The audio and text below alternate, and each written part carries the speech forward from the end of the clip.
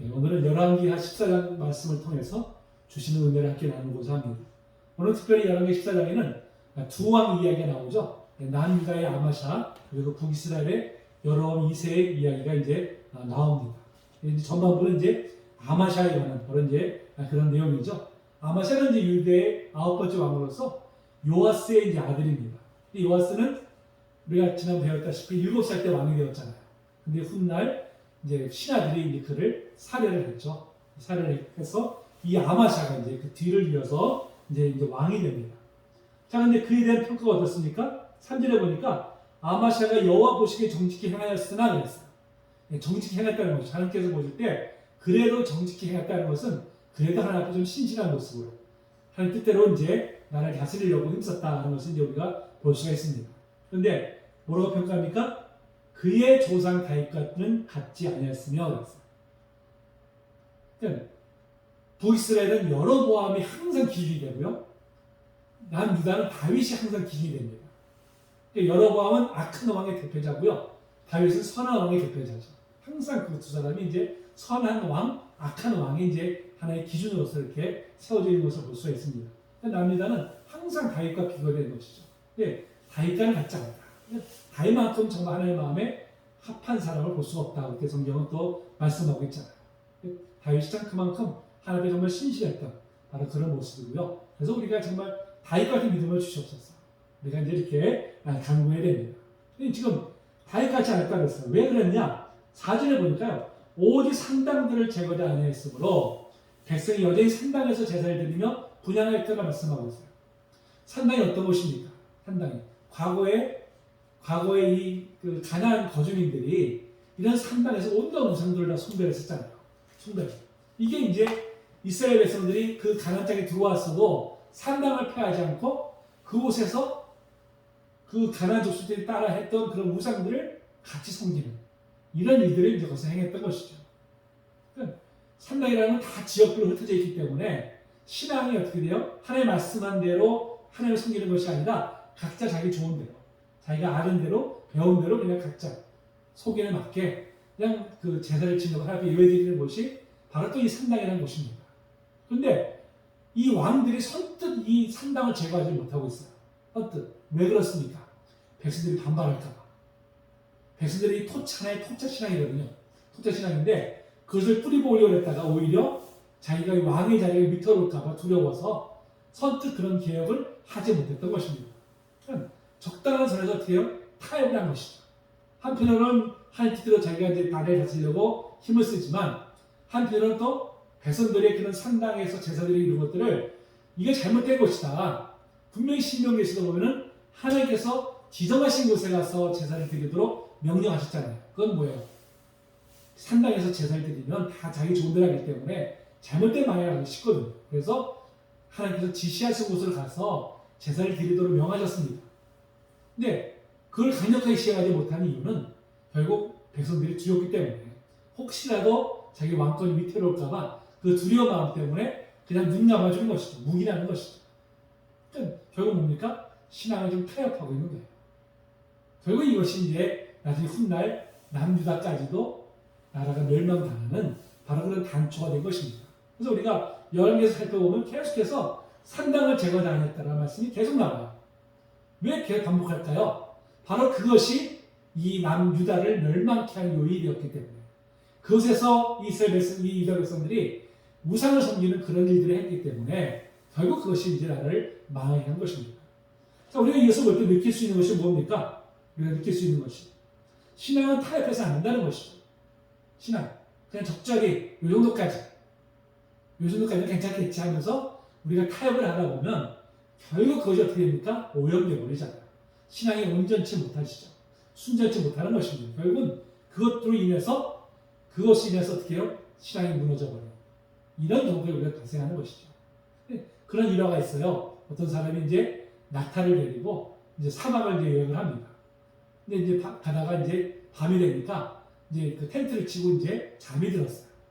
밖에 있던 낙타가 자꾸 자기 춥다고 좀 안에 들어가게 해달라는 거예요. 1인용밖에 안 되는데 어떻게 낙타가 들어와? 근데 낙타가 이 머리만 제발 좀 머리만 좀 들어보게 해달라고 이제 해서 머리만 용인해 줍니다.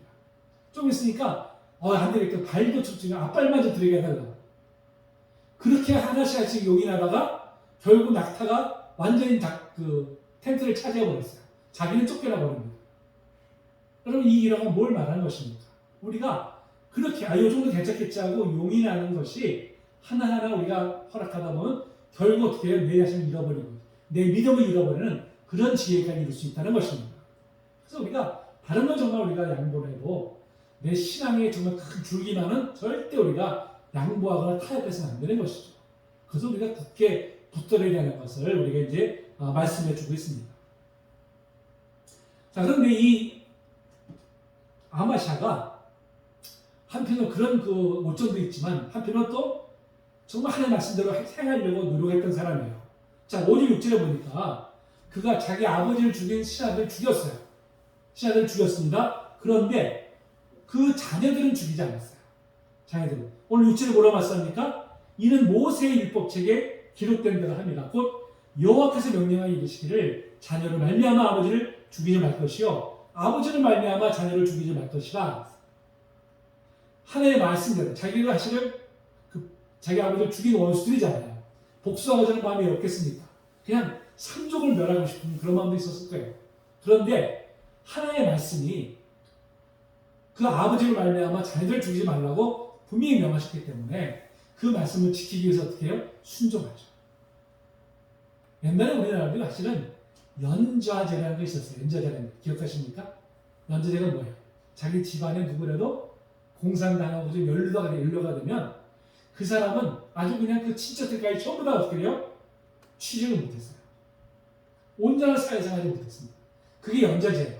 자기가 아무런 잘못도 없는데 뭐 부모가 그랬다, 아버지가 그랬다고, 또 형제가 그랬다고, 누가 친척이 그랬다고 자기까지도 이제 그 영향을 미쳐가지고 아예 그 사람들까지도 취직도 못하게 하고 사회생활 온전하지 못하게 만들었어요. 그게 연좌제입니다. 그게 없으신 지 그렇게 오래 안 됐어요, 사실은. 정말 악법 중에 악법이죠. 그 당사자는 무슨 잘못이 있겠어요? 근데 그 사람까지도 같이 이렇게 연계시켜서 책임 문다는 것은 이건 정말 있을 수 없는 일이죠. 그런 일들이 사실 수십 년 전까지도 우리나라에서 있었다는 것입니다. 근데 하나님께서는 일찍이 하나님의 법에 절대 그렇게 하지 말도록 하나님이 이미 몇천 년 전에 이 법을 만들어줬어요. 우리 하나님이 참 얼마나 참 인권을 존중하시는지 알 수 있잖아요. 얼마나 각 개인의 그런 그 인권을 얼마나 존중하시는 분인지 이것을 우리가 이제 여실히 알 수가 있습니다. 이 말씀에 지금 아마샤가 어떻게 해요? 그것을 그대로 순종합니다. 자기 개인적 감정으로는 정말 삼종을 멸하고 구종을 멸하고 싶지만 하나님의 말씀 우선이기 때문에 그 말씀을 오늘 순종하는 모습을 우리가 볼 수가 있죠. 여러분 이것이 바로 우리가 본받아야 될 모습입니다. 그렇죠? 우리가 어떤 개인적인 감정보다는요 무엇이 앞서야 됩니까? 항상 하나님의 말씀. 우리의 삶의 기준은 항상 하나님의 말씀입니다. 그 말씀이 우리의 삶을 인도해야겠죠. 우리는 그 말씀을 따라가는 것입니다. 그러니까 내 뜻이 아니라 그래서 우리가 하나님의 뜻을 구하고 하나님의 뜻을 우리가 순종하게 했어야 되는 것이죠. 그것이 하나님 기뻐하시는 삶이고요.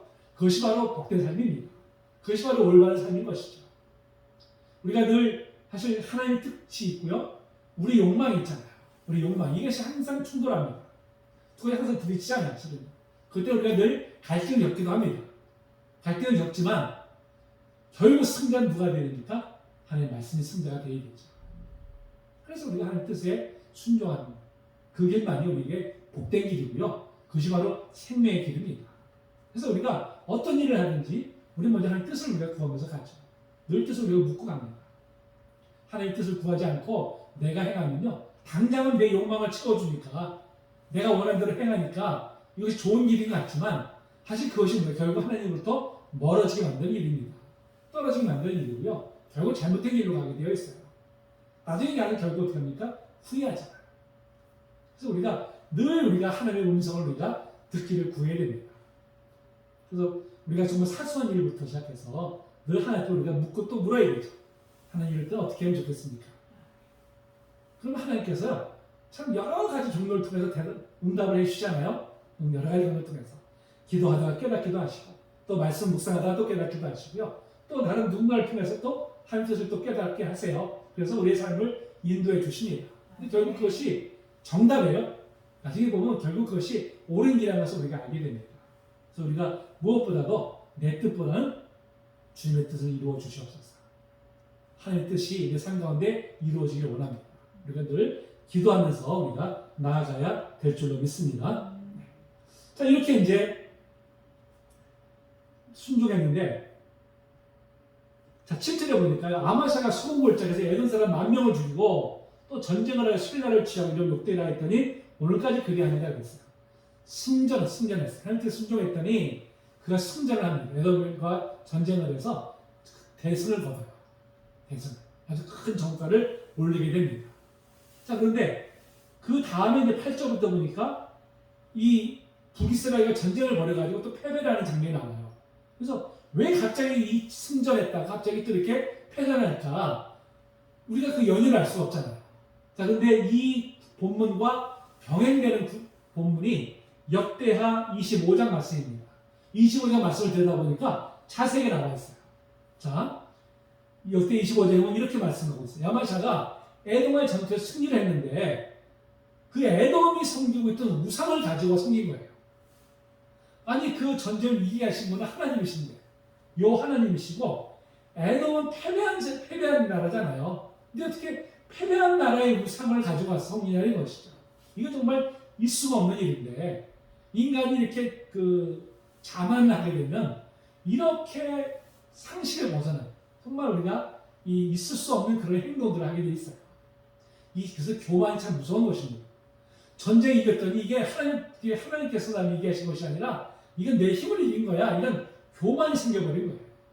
그래서 참 우리가 참 신앙의 위기는 사실은 어려울 때가 위기가 오는 게 아닙니다. 형통할 때 위기가 와요. 형통할 때. 우리가 낮아질 때 위기가 오는 것이 아니라 높아질 때 위기가 옵니다. 그래서 우리가 높아지는 것, 형통한 것, 이게 정말 우리의 복은 아니에요. 참된 복은 아닙니다. 오히려 그때가 더 위기를 맞는 때예요. 그래서 그때가 오히려 더 조심해야 됩니다. 우리 등산하는 사람들 보면 얘기 들어보면 그러잖아요. 산에 올라갈 때는 사고가 잘 안 난다고 해요. 언제 사고가 나냐면요, 내려올 때예요. 산에 올라가고 나서 정복했잖아요. 정상을 정복했잖아요. 그 쾌감 때문에 내려올 때는 방심한답니다. 방심하다고 나를 헛디뎌가지고 이제 실족하고 사고가 나는 거예요. 그래서 우리가 어떤 목표를 향해서 달려갈 때보다도 그 성취한 이유가 사실은 더 조심해야 될 때입니다. 그러니까 이 아마샤가 에돔과의 전쟁에 승리하고 나니까 교만이 하늘을 찌르게 됐어요. 여호와 하나님의 은혜의 능력이 아니라 내 능력이 된 것처럼 착각하다 보니까 하나님을 섬기기보다 오히려 처음에 에돔의 우상을 가져가 섬긴 거예요. 자, 그랬더니 한 선지자가 아마샤에게 이 얘기를 해요. 역대 25년 15절 하반절에 보니까 저 백성의 신들이 자기 백성을 왕의 손에서 능히 구원하지 못하였거늘 왕은 어찌하여 그 신들에게 구원하니까? 이거 정말 맞는 말이잖아요. 아니, 그 신들이 에돔을 구하지 못했는데 어떻게 패배한 나라의 신을 갖다 섬깁니까? 당신은 여호와 하나님을 섬겨야 되는데 이건 있을 수가 없는 일입니다. 이렇게 이제 간언을 하죠. 그랬더니 아마샤가 뭐라 하냐면요, 내가 너를 언제 내 보석을 따봤느냐? 조용히 하라. 그렇지 않으면 맞아 죽을 줄 알아. 겁박을. 교만이 하늘을 찬 것이죠. 그러니까 누가 자기에 대해서 뭐라고 싫은 소리 하는 것을 듣지 못하는 거예요. 이게 독재자의 모습이죠. 독재자의 모습들. 그러니까 이 역대 모든 그 역사를 보면요, 참 통치를 잘하는 왕들이 있어 어떻습니까? 간언을 잘 받아들여요. 간언. 자기에게 간언하는 사람들을 그 이야기를 잘 들읍니다. 잘 들어서 그걸 정치에 반영하는 사람들이 결국은 선한 왕으로 기록이 돼요. 근데 독재자는 어떻습니까? 주위에 오직 충성파만 있어요. 충성파. 그냥 앞에서 머리를 조아리고 그냥 그렇습니다 하고 이런 사람들만 주위에 둬요. 결국 어떻게 돼요?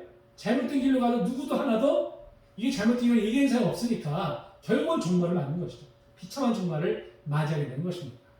그래서 참 이 왕이 될수록 정말 겸손해야 됩니다. 정말 겸손한 마음을 가져야 되는데 이 아마샤는 교만이 하늘을 차버렸습니다. 그러니까 하나님께서 보낸 선지자의 말도 듣지 않는 거예요. 아예 듣지 않는 것이죠. 어떻게 사람이 이렇게 변질될 수가 있어요? 분명히 자기 그 아버지를 죽인 그 사람들의 자녀들은 하나님 말씀에 순종해서 살려줬는데 그 전쟁에서 한번 승리했다고 사람이 이렇게 바뀌어버려요. 이게 바로 인간의 모습입니다. 그러니까 우리는 누구도요, 나는 절대 나는 믿음을 떠나지 않아. 여러분, 이 말은요 절대 해서는 안 되는 말이에요. 저는 그렇게 말하는 분들을 종종 봤어요. 나는 절대 믿음을 떠나지 않을 거예요. 다른 사람은 다 몰라도 나는 아니에요. 이렇게 아주 호언장담하는 분들이 있어요. 여러분, 그거는요 정말 교만입니다. 우리는 어떻게 해야 돼요? 하나님, 저는 연약합니다. 저는 넘어지기 정말 쉬운 존재입니다. 저를 좀 불쌍히 주셔서 저를 좀 도와주세요. 이렇게 우리가 하나님 앞에 겸손한 마음으로 구해야지, 나는 내가 믿음이 대단하고 나는 믿음이 좋고 나는 절대 흔들리지 않고, 이런 사람들일수록요 정말 넘어지기 쉬운 사람들입니다. 우리는 끝까지 겸손을 잃지 말아야 돼요. 자, 이 아마샤가 이렇게 이제 이 교만이 그게 차다 보니까 어떤 지경까지 가느냐? 8절에 보니까요, 이스라엘 왕 요아스의 사절을 보내 이르되 오라 우리가 서로 대면하자 그랬어요. 대면하자는 뭐냐면 전쟁하자는 얘기입니다. 전쟁하자는 얘기. 근데 당시에 여러분, 북이스라엘은 10지파고요. 남유다는 2지파예요. 이 지파 자체가 5대1이에요. 숫자 상대가 안 됩니다. 그러니까 항상 이 나라가 분열된 후에도요, 남유다가 항상 이 북이스라엘에게 물려 살았었어요. 지금까지 계속해서 북이스라엘 하자는 대로 그냥 따라갈 수밖에 없었던 그런 나라였어요.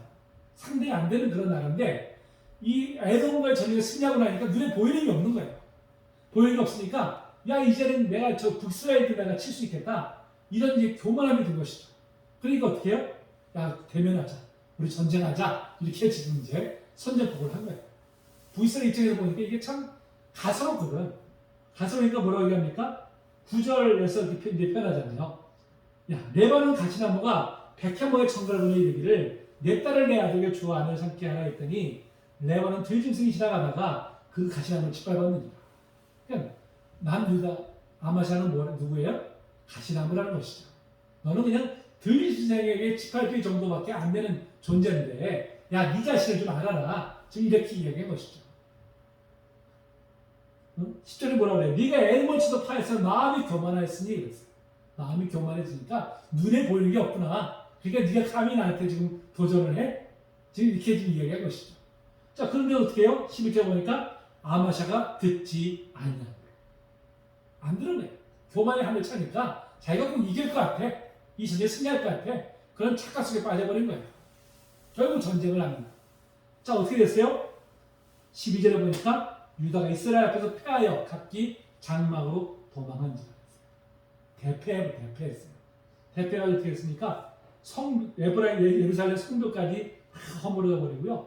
성전과 왕궁에 있는 금은 모든 기명들을 다 탈취합니다.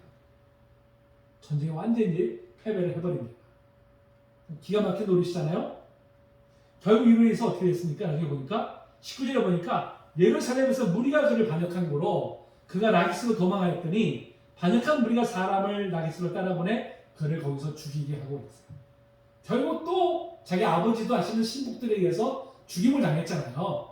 그런데 지금 이 자신 아마샤조차도 또 신복들에 의해서 죽임을 당합니다. 요아스도 사실 어떻게 해요? 자기를 은인의 아들을 죽였잖아요. 스가랴를.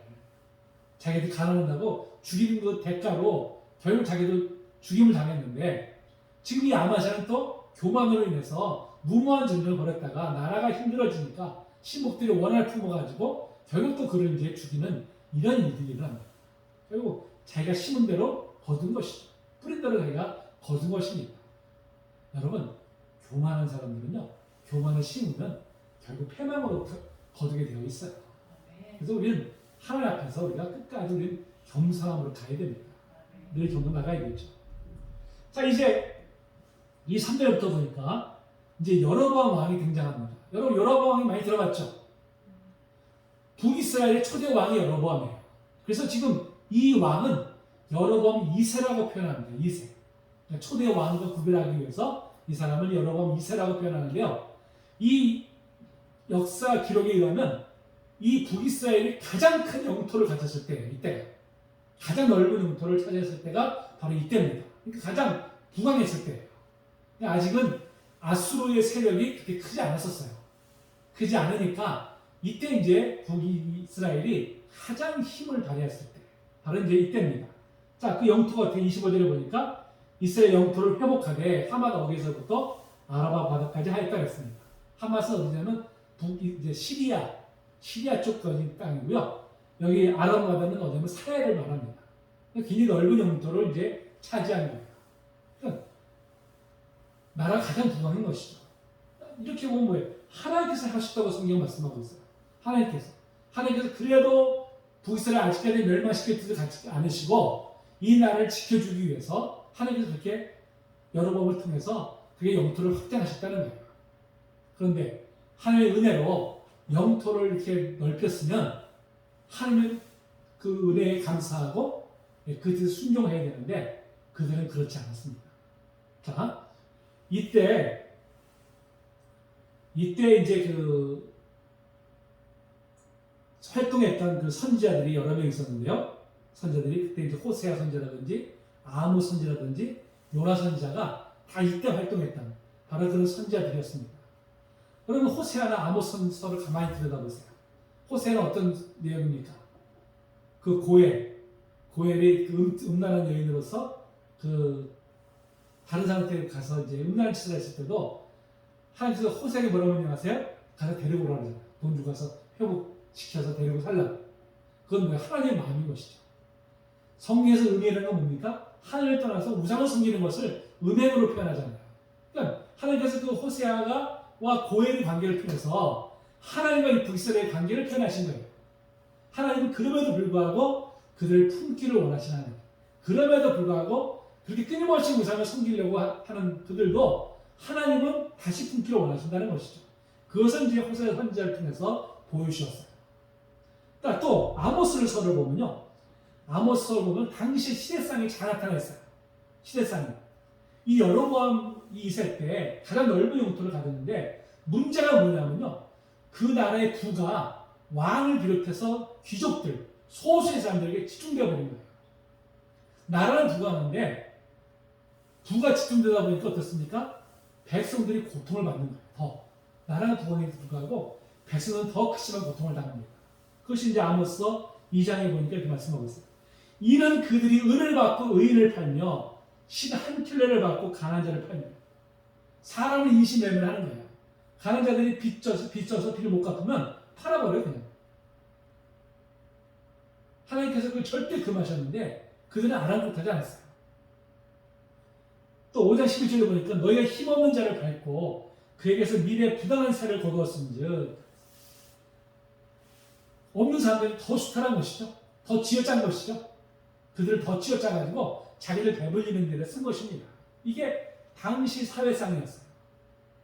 그러니까 하나님께서는요. 물적인 형통한 복, 형통한 거 이게 복이라고 말씀하고 있잖아요.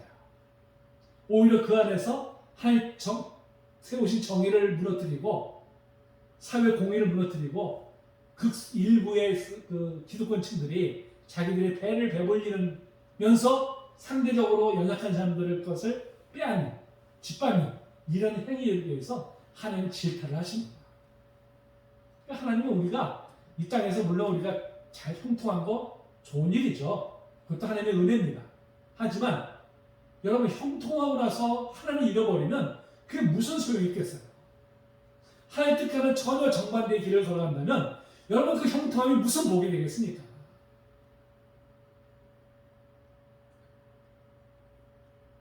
어떤 상황인데도 우리가 가장 우선될 건 뭡니까? 하나님의 뜻이죠. 하나님의 뜻이 뭐예요?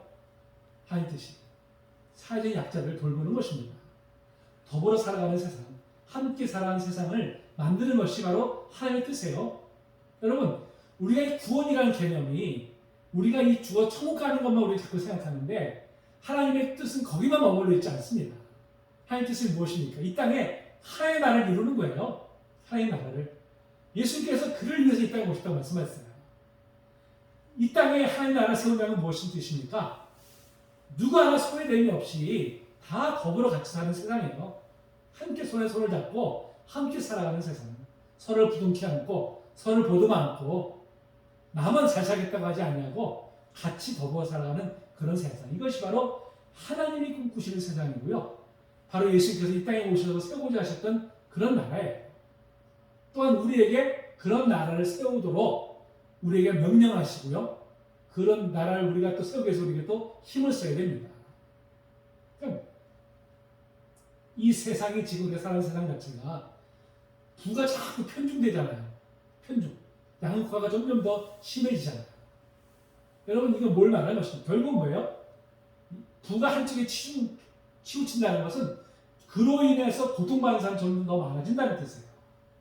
점점 더. 이거는 온전한 세상이 아닙니다. 온전한 세상은 어떤 세상입니까? 함께 살아가는 세상이에요. 함께 더불어 살아가는 세상.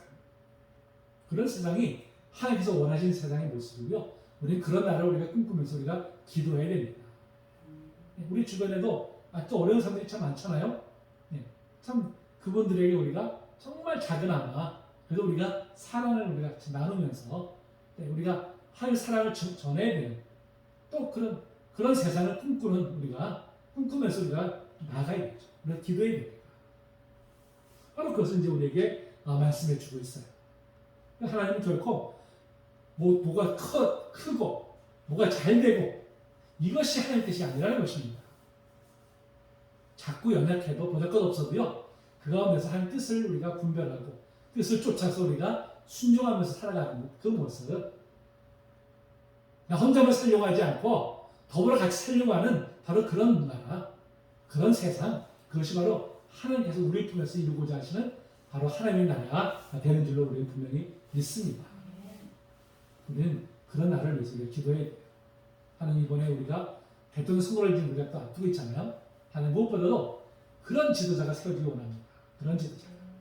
그냥 극소수의 어떤 그런 기득권 층을 위한 지도자가 아니라 정말 백성들이 다 같이 함께 살아가는 그런 세상을 이룰 수 있는 그런 지도자가 세울 수 있도록 우리가 더욱더 기도해야 될 줄로 믿습니다. 네. 우리 찬양하시고요. 그다음에